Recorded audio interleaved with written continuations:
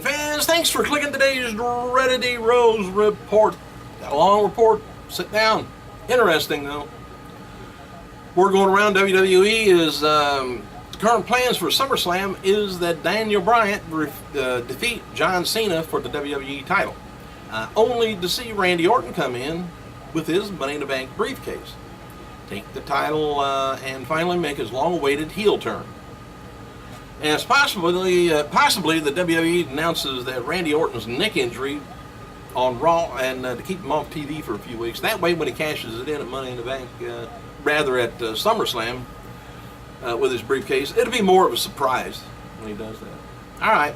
Other signs that our Orton's going to be cashing it in at SummerSlam is that so far as of this week, there's no Bryant versus Cena rematch planned for nights of September's Night of Champions pay-per-view. So it could be. Hey, in case you missed it on Wednesday morning, just yesterday I was mentioning D'Lo Brown. He's been cut by TNA. Also, Bruce Pritchard is out. And apparently Pritchard refused to restructure his deal as reported, but also turned down a Night of TV producer job. Don't know what the Night of is. That's another show on Spike, could be. And regarding Doc, he was scheduled to return turn babyface and feud with Mr. Anderson, but some kind of speculate Doc could be back eventually. And many WWE talent are not happy with what's going on over there and feel that WWE, through friends, they're sending little feelers out to Vince, see if anything is going on over there. And noted before, there have been issues with the talent and office workers, vendors not getting paid by TNA. Well, they did get paid late. One source has confirmed that even Hulk Hogan had been paid late at one point. The pay issues didn't affect every single person, but the company, many within the company, they were affected. But they got paid. Batista not returning to WWE anytime soon. If he did, it would be early 2014 for the WrestleMania season. And one person close to Batista says that he's not going to return at all if he's got anything going on in early 2014 movie-wise, because that's his line of work now, and that's his priority. Done with it. Unless I need some money and nothing's coming up for me, he'll be back. Did you see where, I think it was this year, The Rock made like $46 million. The year's not over yet. $46 million. Undertaker, by the way, is recovering from shoulder surgery and will not be at SummerSlam. It's doubtful he's going to be back until he makes his usual pre-WrestleMania return. And Taker's shoulder issues has been pretty bad at this stage of the game, I guess. And WrestleMania 30 will mark 11 years since we've seen Steve Austin wrestle a match. And WWE is interested in Austin. You know, if he wants to work and can get medically clear. There's been an idea discussing that Austin take on Triple H for control of WWE, and Austin will be representing Vince McMahon.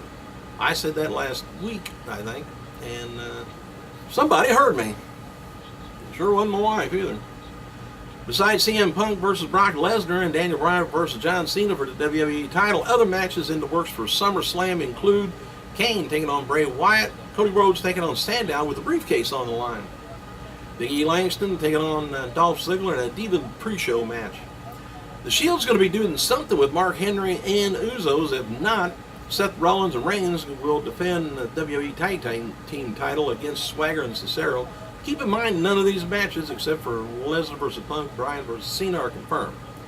And, oh, by the way, WWE Hall of Famer Trish Stratus, who due to give birth in September, recently answered a fan question on her website about how she's doing through the pregnancy.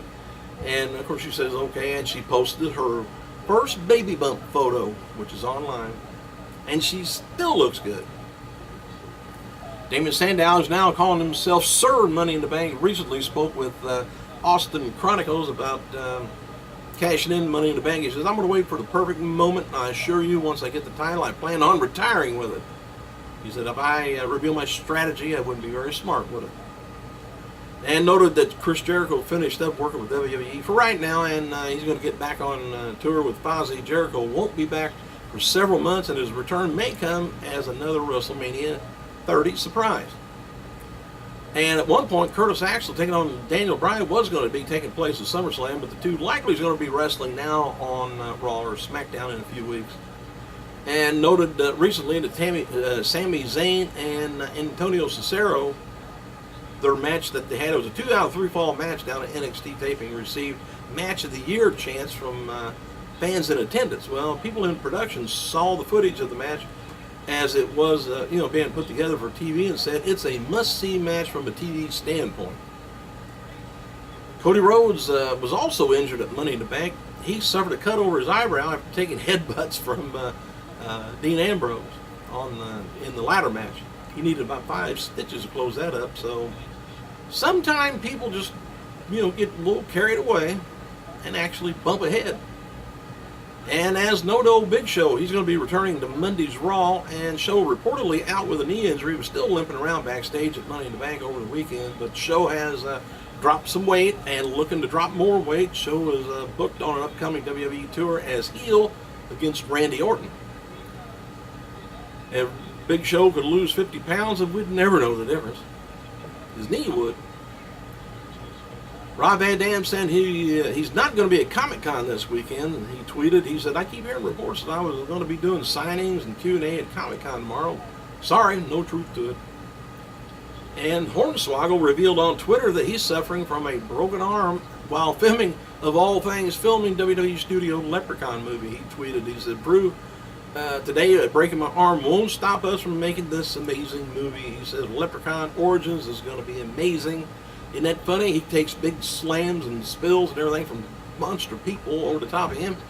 And he goes and makes a movie and breaks an arm. Wrestling Observer reports that Brian James, Road Dogg, Jesse James, whatever you want to call him, is now officially a WWE creative team member.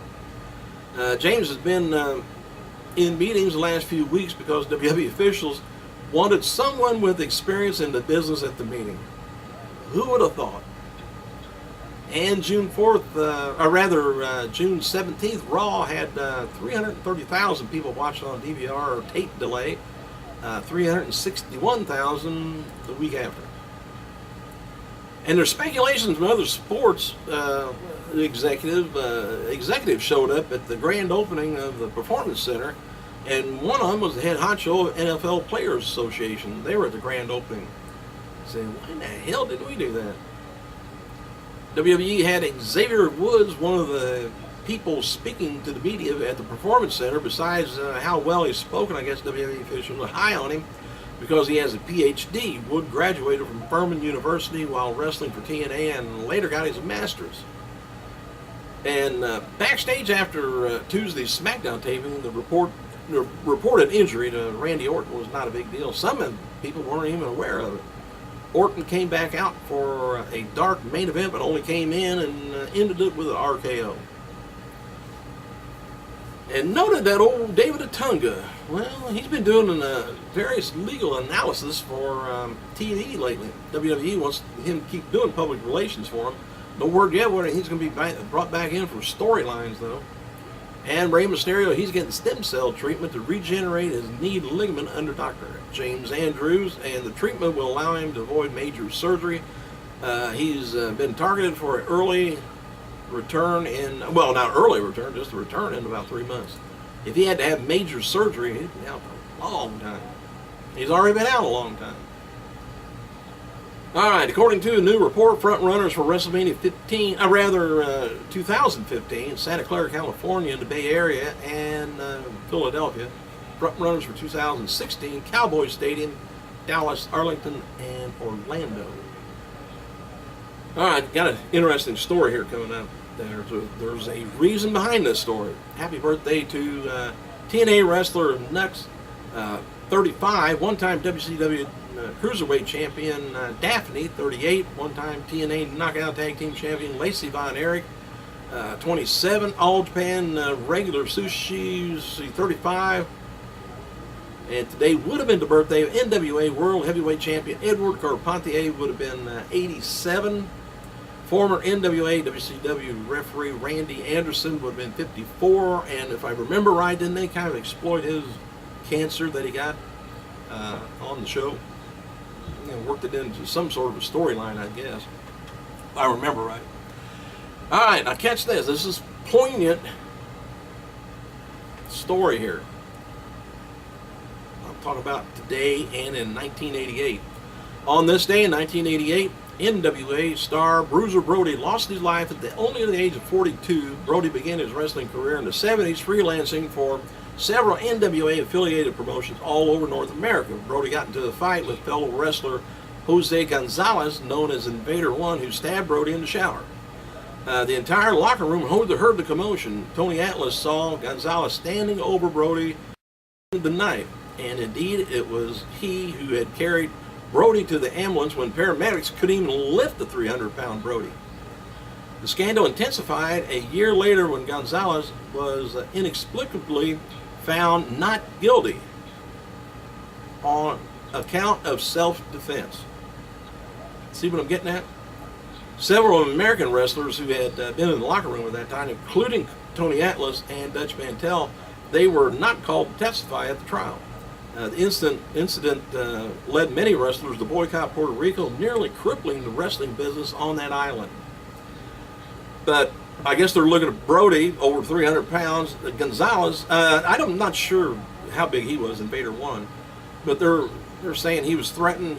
So he stabbed him. But why you be in the shower with a knife? I'm not sure, unless you were getting the hair off your body. But anyway, in self-defense, he stabbed and killed Bruiser Brody. It sounds kind of like, you got a Spanish person, and we got an American person, and the guy that did the killing gets not guilty. Yet they even had witnesses on this. Not to the actual stabbing, but him standing over. Oh well. All I can say is, thanks for clicking, you guys. I've got to go.